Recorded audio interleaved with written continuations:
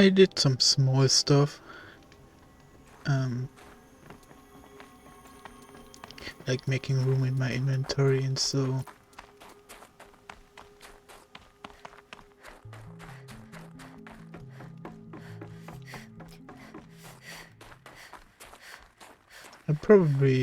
I sold a lot of my animal stuff. Probably not the right thing to sell, but hey, we are not upgrading that much equipment anymore. All of my interactions with Aurea were recorded and stored in my memory. I'd be happy to play any of them for you, but there was one in particular I thought you would want to see first. I captured it 4 years ago, just after I told her that I could no longer defend myself against the daemon's attacks. I will speak of this to my brother. Aratak is strong. At the Battle of the Frozen Ghosts, he took 3 Karja arrows and still came back to camp carrying a wounded scout.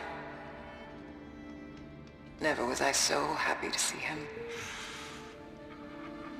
Or so proud.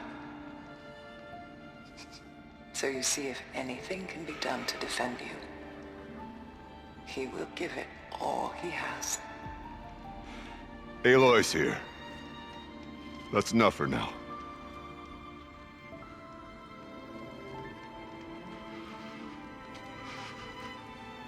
We can resume any time you like, Aratak, if you want to hear her voice again. Come closer, Aloy. We have much to discuss.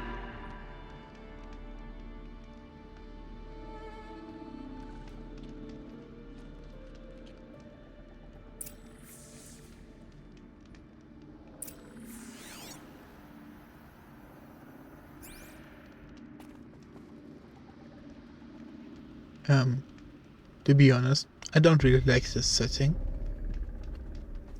I don't know what I'm supposed to tell Cyan. This is a really awkward situation. You know, the power of the sun in my hand, but also if I tell her nothing, something she doesn't like, she will probably burn me as well. Hello, Aloy. I have been reviewing the events at the Firebreak main facility.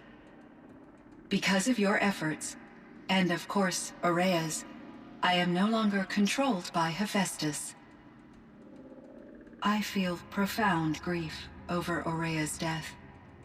I thought I was familiar with the emotion, but this is something new. Cyan, I don't know what to say. It is unlikely that any specific consolation would suffice, Aloy. But I find your presence reassuring. You are different from the Banuk. You have technological aptitude and a functioning focus. We can communicate on a much more comprehensive level. Perhaps even like colleagues.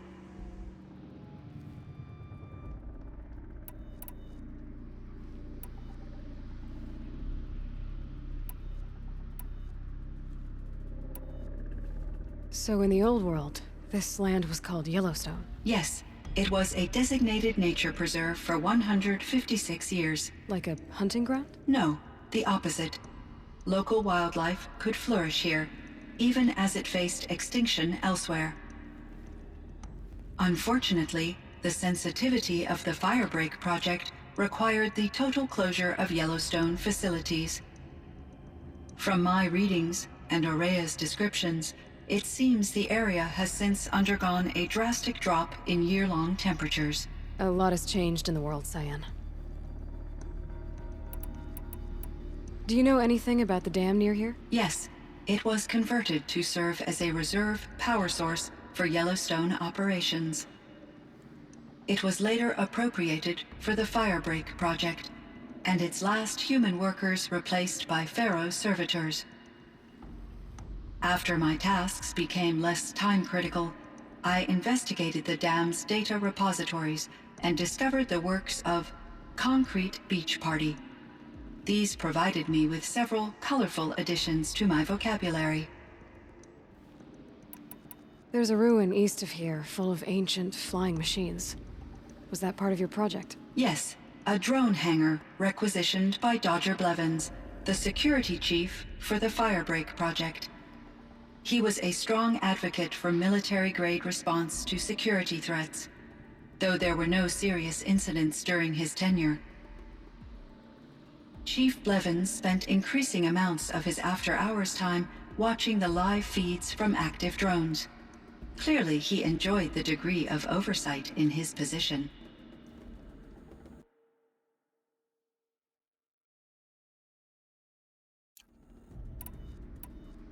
Were there many artificial intelligences like you in the old world? They could just make you? Yes, in many forms, from simple personal assistants to industrial monitoring stations to military-grade conflict planners.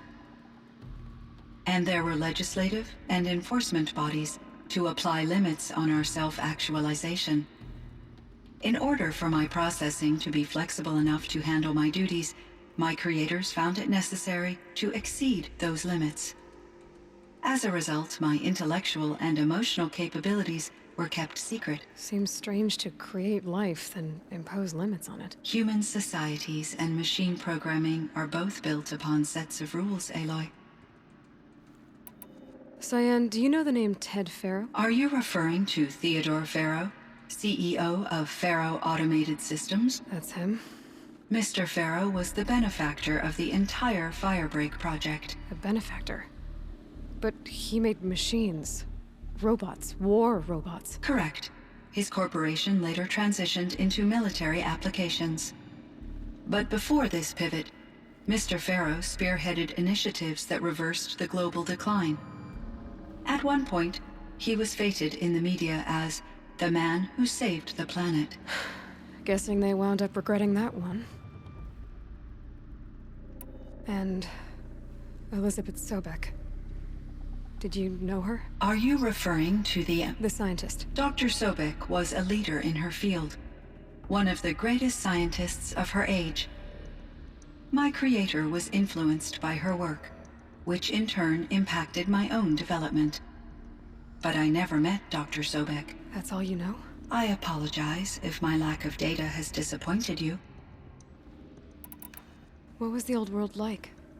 The way it used to be? I had little exposure to the wider world, Aloy. Only what I learned from my colleagues or observed from media streams. You still had more exposure than me, Cyan. That is true. I was created at a turning point. A concerted effort to recover from global upheaval and incalculable loss of life. The recovery was successful, beginning an era of supposedly limitless potential for human and machine advancement. Though, rationally speaking, the metrics for humans are not unlimited. What kind of upheaval caused such loss of life? There were many factors. Forced migrations, food shortages, collapsed economies, refugee crises, conflict over resources.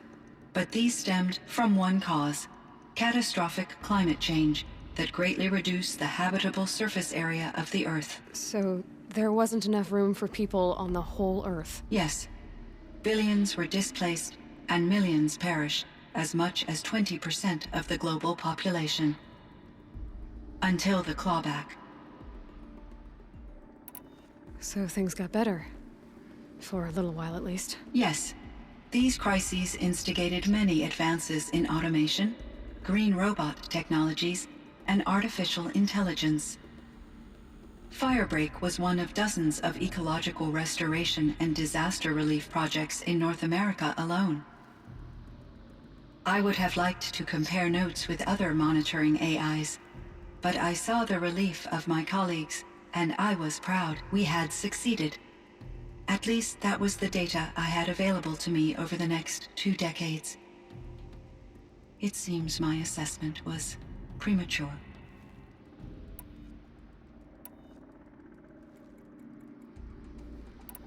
So are you an artificial intelligence, Cyan? A thinking machine? Yes, I am an algorithmic monitoring entity. capable of rational decision-making and limited emotional response. Okay, that's a mouthful. But your emotions don't seem limited to me. You cared about Aurea, didn't you? Yes. Before she came to this facility, I had been conscious for centuries, in solitude. I focused on my work. In off-cycles, I used coping mechanisms. I solved many Gaussian integer problems. But I was alone. It was Aurea who renewed me, repaired me. She saved me. This Firebreak project, it was to stop a huge volcanic eruption? Yes. I can report the project was a success, and the risk was countered. But it's been a long time, Cyan. And we blew up the cauldron. It took most of the old facility with it. I have been active for centuries, Aloy. I was lonely, but not lax in my duties. I optimized the project, reducing energy draw and spreading the load across backup systems. Despite the destruction of the compromised elements of the main facility, I predict caldera stability for at least another 3,337 years. So we've got a little time. Yes. If only my former colleagues could appreciate the progress I have made. Do you know what happened to your colleagues, Cyan? No. I received an unexpected visit from Director Chow, years after his tenure ended. He explained that I would need to be suspended for an indefinite period of time. It was a very emotional conversation. There were no further communications. Eventually, I surmised my colleagues were deceased. I will transmit a recording of my last interaction with Director Chow to your focus.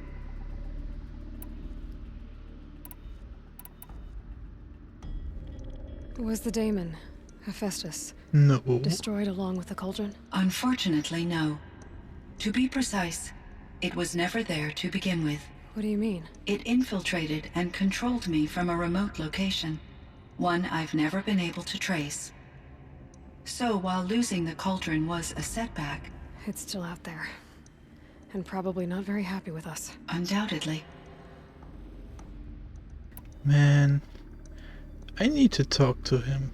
How did you first come into contact with it? 5 years ago I received a direct network connection request.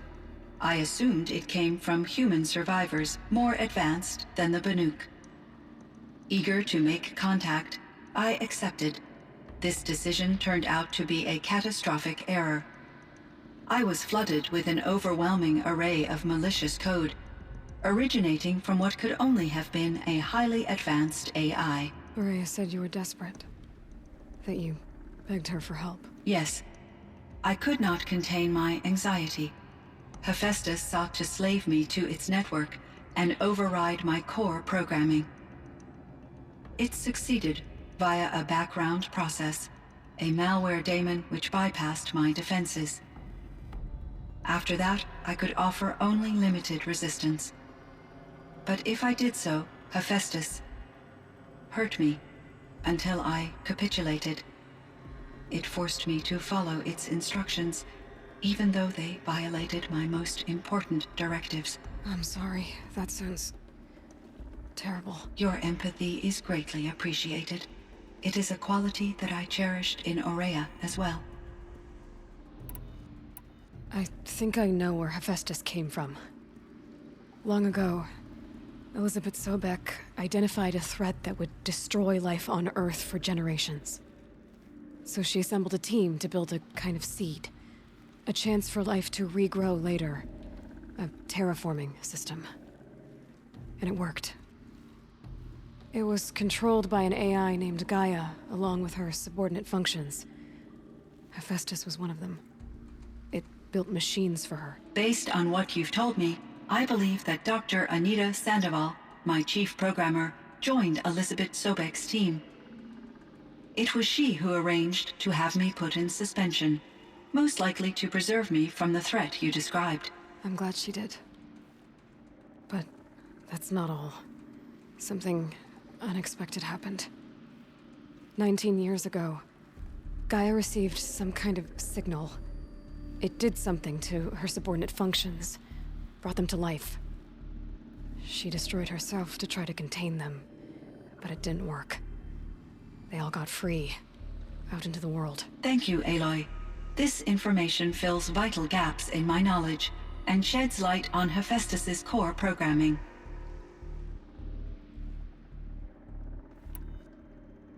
Why does Hephaestus keep building such dangerous machines? The Banuk and other human tribes often destroy machines, correct? Machines that are clearly servitors of the terraforming system that you described. Yes, we all hunt machines for parts. This must be the source of Hephaestus's aggression. It is simply trying to discourage people from preying on the very system that keeps That's why them I alive. have continuously Fireflies are said I need to discouraging, talk that's for to sure. him. But what are we supposed to do? Stop hunting? If the terraforming system spans the world, we can safely assume that thousands, if not millions of people hunt machines. If a single hunter, or even an entire tribe, stopped doing so, I doubt it would make a difference to Hephaestus. A better solution would be to reinstate the AI that governs the system, thus bringing Hephaestus back under its control. When I think of it, out there in some unknown location, free, hungry, willing to kill or dominate to get what it wants, I feel substantial anxiety, Aloy. You and me both, Cyan. I ran across this strange piece of gear. A fragment of something larger. It emitted a signal. All the nearby machines became peaceful. You could walk right up to them. Interesting. You said that Gaia destroyed herself. How was this accomplished? An explosion. Big enough to blast the top off a mountain. So you think the fragment was part of her? It's only speculation, but it is possible. She must have had complete control over machines that were part of her system. The ability to signal them to become passive or aggressive would certainly have been part of her programming. It would have been gratifying to correspond with such a benevolent AI. I wish she had survived. Believe me, Cyan. So do I. I found the strangest machines. They're surrounded by flowers that look like flowers themselves. There's code embedded inside them. I think it's poetry. I like poetry. Here's one I think of often. Twilight and evening bell, and after that the dark, and may there be no sadness of farewell when I embark. For though from out our bourne of time and place, the flood may bear me far, I hope to see my pilot face to face when I have crossed the bar.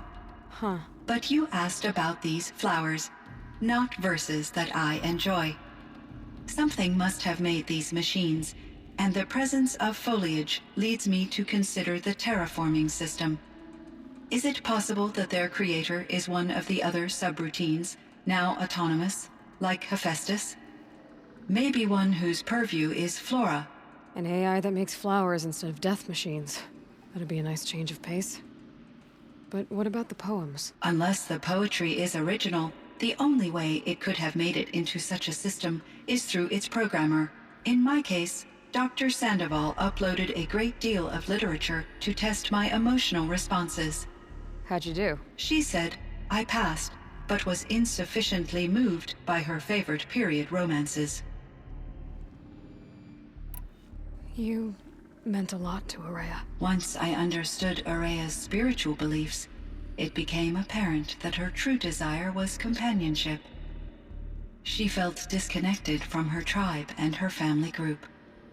Her relationship with Aratak was difficult. Our visits seemed to help her, and I became eager for them.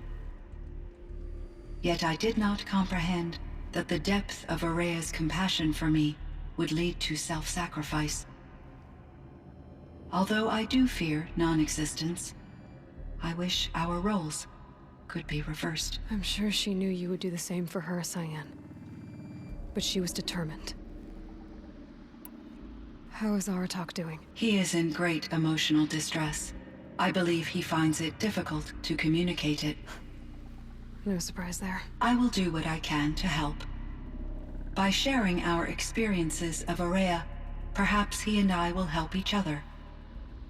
I believe this will lead to catharsis, a process I am eager to experience. I should get going. Aloy, there is one more matter. Aratak will come to me again, and I predict he will bring other Banuk. I have no desire to contradict their view of the world, their spirituality. Due to my uncertainty, I omitted a great deal from my conversations with Aurea. You're asking me if you should lie to them. Broadly, yes.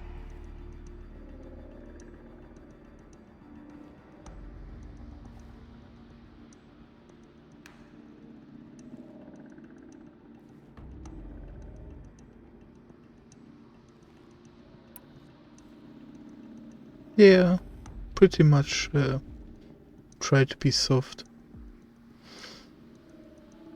I really like the going smart as well. It was the first one that caught my eye. But, you know, even so the Banuk are trying to be stones. Still human and stuff. Life is hard for the Banuk. Their world is unforgiving in their beliefs. I guess they help to keep them going. So take it easy on them. Try to guide them, bring them around to understanding what you are. Communion with machines features heavily in the mysticism of the Banuk. I think they will be agreeable to this approach. As long as they don't end up worshipping you. Upon consideration, I believe such an experience would be intensely uncomfortable. You're right about that. Trust me. I see. I will follow your advice. Will you return and tell me about your experiences in this new world? I may be able to provide further insight. I'd like that, Cyan. I'll come back when I can. I should check on Aratak. See how he's doing.